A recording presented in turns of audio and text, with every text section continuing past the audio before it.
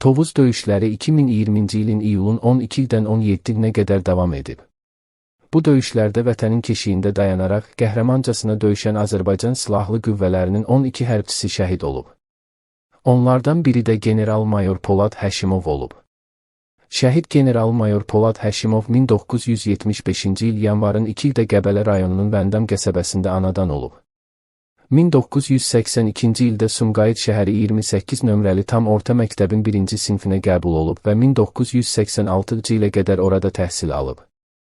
Polad Həşimov 1992-ci ildə sənədlərini Heydər Əliyev adına Azərbaycan Ali Hərbi Məktəbinə verib.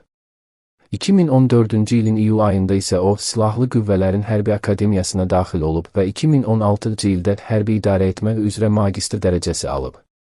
Polad Həşimov 1-ci Qarabağ müharibəsi zamanı Ağdam rayonu uğrunda gedən döyüşlərdə iştirak edib, eləcə də 1994-cü ilin fevral ayında Murovdağ əməliyyatı zamanı Güzgü, Karaoğlu və Ömər postları uğrunda gedən döyüşlərdə qəhrəmancasına döyüşüb.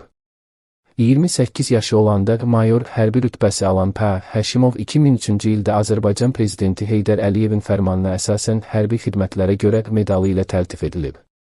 Cəmi 6 il sonra isə polkovnik leytenant hərbi rütbəsi alan Polad Həşimov 2009-cu ildə Azərbaycan Prezidenti İlham Əliyev tərəfindən vətən uğrunda medalı ilə təltif edilib.